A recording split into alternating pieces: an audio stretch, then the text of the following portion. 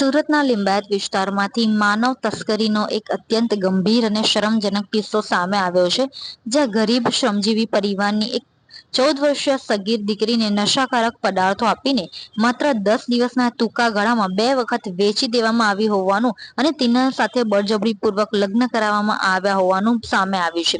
લિંબાયતના મીઠીખાડી વિસ્તારમાં રહેતી આ સગીરા, જેના પિતા બીમાર રહે છે અને માતા કેટરિંગનું કામ કરીને પરિવારનું ગુજરાન ચલાવે છે, તે 5 મહિના પહેલા આ કાવતરાનો ભોગ બની હતી. પડોશમાં જ રહેતી નૂરી વસીમ શેખ, તેનો રિક્ષાચાલક પતિ વસીમ અને ફરઝાના નામની વોન્ટેડ મહિલાએ સગીરાની માતાને લાલચ આપી તેઓ દીકરીને લશ્કરામાં કેટરિંગના કામ માટે લઈ જાય છે અને 2-3 દિવસમાં પાછા આવી જશે એવી માતાને જાણ બહાર આરોપીઓએ સગીરાને લશ્કરા લઈ ગયા અને તેને શોએબ નામના વ્યક્તિ સાથે રાખી હતી.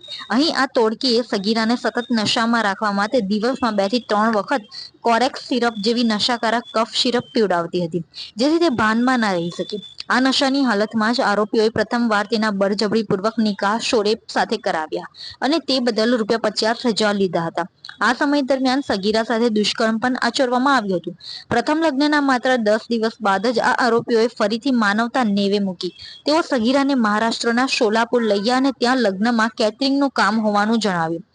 સોલાપુરમાં તેઓએ સગીરાને બીજા એક હિન્દુ યુવકને વેચી દીધી. તેની પાસેથી ₹2 લાખ પડાવ્યા. ચોંકાવનારી વાત એ છે કે આ યુવક સાથે તેના હિન્દુ રીતિ રિવાજ મુજબ મંદિરમાં લગ્ન કરાવ્યા હતા. સોલાપુરમાં 15 દિવસ રહેવા દરમિયાન સગીરા સાથે બીજી વખત દુષ્કર્મ આચરવામાં આવ્યું. સગીરાએ મહાપ્રયાસે નશાની પકડમાંથી બહાર નીકળી માતાને ફોન કરી આપવીતી જણાવ્યું, જેથી માતાએ સામાજિક અગ્રણીનો સંપર્ક કરતા આખરે આ મામલે પોલીસ ફરિયાદ નોંધાઈ હતી. ગુનાની ગંભીરતાને જોતા પોલીસે તાત્કાલિક મુખ્ય આરોપી નૂરી શેખ, તેના પતિ વસીમ શેખ અને શોએબની અટકાયત કરી. જોકે આ રેકેટની મુખ્ય સૂત્રધાર એવી ફરઝાના નામની મહિલા હજી વોન્ટેડ છે. હાલ આ મામલે પોલીસ વધુ ઊંડાણપૂર્વક તપાસ કરી રહી છે. લિંબાયત પોલીસ સ્ટેશનમાં વિસ્તારમાં રહેતી એક કિશોરીની માતાએ લિંબાયત પોસ્ટે ખાતે એક ફરિયાદ આપેલ છે કે પોતાની જે નાબાલિગ કિશોરી છે એને એની બાજુમાં રહેતા નૂરી શેખ, વસીમ શેખ અને ફરઝાના, આ ત્રણેય લોકોએ એને લલચાવી ફોસલાવી અને એક લસકાણામાં રહેતા શોએબ સાથે નિકાહ કરાવે છે.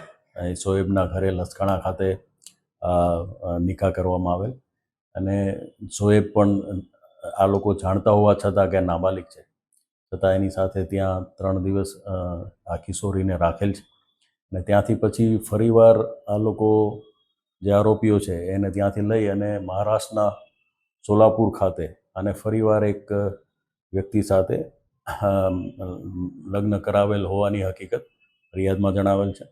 હાલ પોલીસે આ સંબંધે વસીમ, નૂરી અને જે આ લગ્ન કરનાર છે શોએબ, એની ધરપકડ કરેલ છે. આ બાબતે ફરઝાના અને અન્ય જે એક ઇસમ છે જે સોલાપુરનું, એની ધરપકડ કરવાની બાકી છે. પોલીસ હાલ વિશેષ તપાસ કરી રહી છે.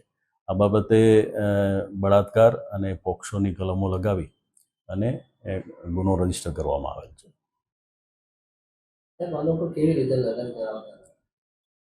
એ અહીંથી એને જે છોકરી છે એ કેટરિંગના કામ માટે અવારનવાર આ લોકો સાથે જતી હતી.